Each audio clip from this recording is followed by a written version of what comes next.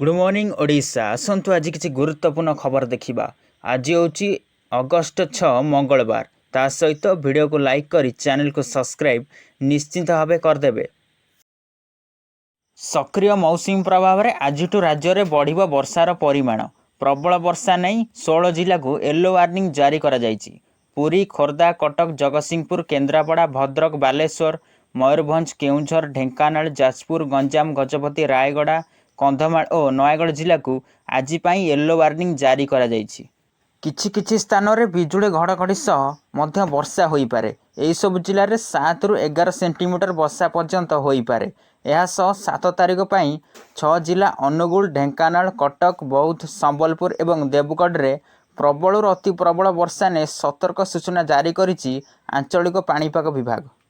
ता सहित 9 तारिख पर्यंत राज्य में वर्षा जारी रहिब बोली आकलन करिछि आंचलिक पाणीपाग विज्ञान केन्द्र। परवर्ती अपडेट रही प्यारिस ओलंपिक्स 10म दिन में भारतीय महिला टेबुल टेनिस टीम कमाल करिसेंती।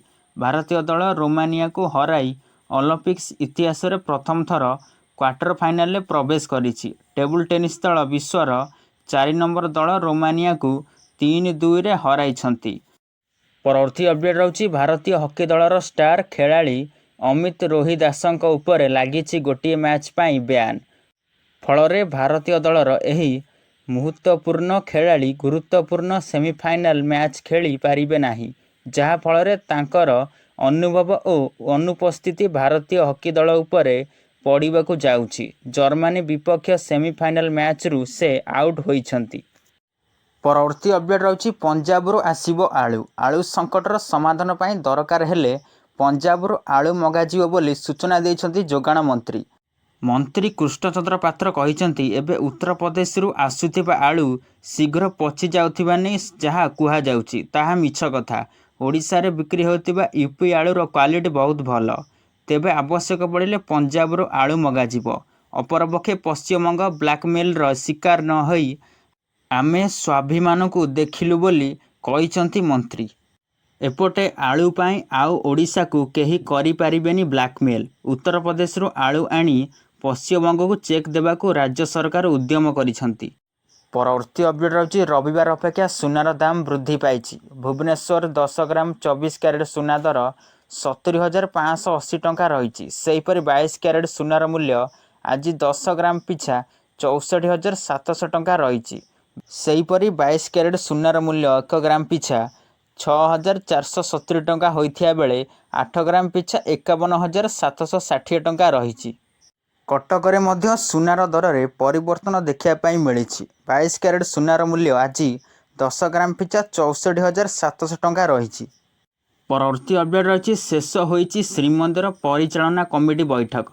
बैठक में समुदाय 6टी प्रस्ताव उपरे आलोचना करा जायछि। भीतर और बाहर रत्नभंडार स्थानांतरण प्रक्रिया को अनुमोदन करा जायछि। एने राज्य सरकार को अवगत करा जियो आलोचना होइछि। टेक्निकल स्कानिंग उपरे राज्य सरकार को दृष्टि आकर्षण करा जिवो। सेहीपरि श्रीमंदिर जमी को दलाल मुक्त करा जिवो बोली मध्य आलोचना होइछि। जेकोसी व्यक्ति श्रीमंदिर जमी उपरे जदि लोलुप दृष्टि पकांती तांको विरुद्ध रे दृढ़ कार्यानुष्ठान ग्रहण करा जिवो। एहा सह भू संपत्ति परिचालना अधिनियम पाई आलोचना होइछि। परवर्ती अपडेट रही खोलिला हीराकुद डैम आउ 4टी गेट। हीराकुद मोट 10टी गेट देई जल निष्कासन जारी रही। तथापि राज्य में वर्तमान सुधा जेकोसी बन्या परिस्थिति किंबा उद्वेगजनक स्थिति उपजी नाही। नदी गुड़िक विपद संकेत तले प्रभावित होता सूचना देइछंती जल संपद विभागर सर्वोच्च जंत्री भक्तरंजन महांती।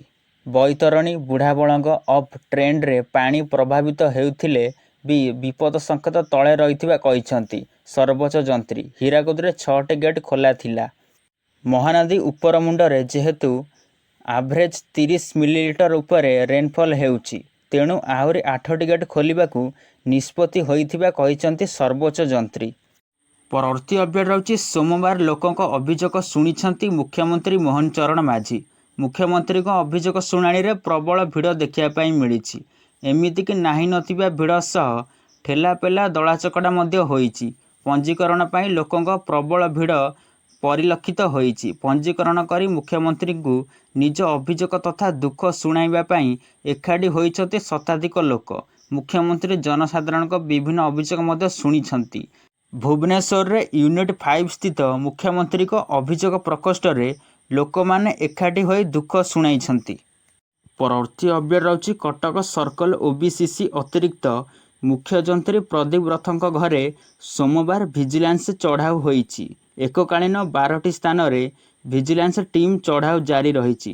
କଟକ, ଭୁବନେଶ୍ୱର, ଖୋର୍ଦ୍ଧା, ଭଦ୍ରକ ଓ ଯାଜପୁରରେ ଚଢ଼ାଉ ଜାରି ରହିଛି। ଏହି ପରିପ୍ରେକ୍ଷୀରେ ଭିଜିଲାନ୍ସ ରେଡ୍ ନେଇ ଆଇନ ମନ୍ତ୍ରୀ ପୃଥ୍ୱୀରାଜ ହରିଚନ୍ଦନ ଏକ ବଡ଼ ବୟାନ ଦେଇଛନ୍ତି। ଦୁର୍ନୀତି ପ୍ରତି ସରକାର ଆହୁରି କଠୋର ହେବେ ବୋଲି କହିଛନ୍ତି। ଦୁର୍ନୀତି କରୁଥିବା କୌଣସି ବ୍ୟକ୍ତିଙ୍କ ଛଡ଼ାଯିବ ନାହିଁ ବୋଲି ମନ୍ତ୍ରୀ କହିଛନ୍ତି। ସେ ଯିଏ ହେଉନା କାହିଁକି।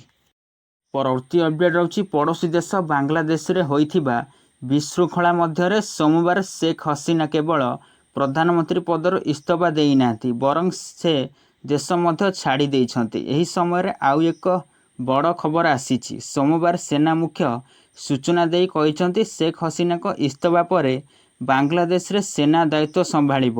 ସୋମବାର ଏକ ଖବରଦାତା ସମ୍ମିଳନୀରେ ସେନା ମୁଖ୍ୟ କହିଛନ୍ତି 24ରୁ 48 ଘଣ୍ଟା ମଧ୍ୟରେ କାର୍ଯ୍ୟବାହିନୀ ସରକାର ଗଠନ ହେବ। ବର୍ତ୍ତମାନ ପରିସ୍ଥିତି ଚିନ୍ତାଜନକ ଏବଂ ଗମ୍ଭୀର ଅଟେ। ଏଭଳି ପରିସ୍ଥିତିରେ ଲୋକମାନେ ନିୟମ ଭାଙ୍ଗିବା ଉଚିତ ନୁହେଁ।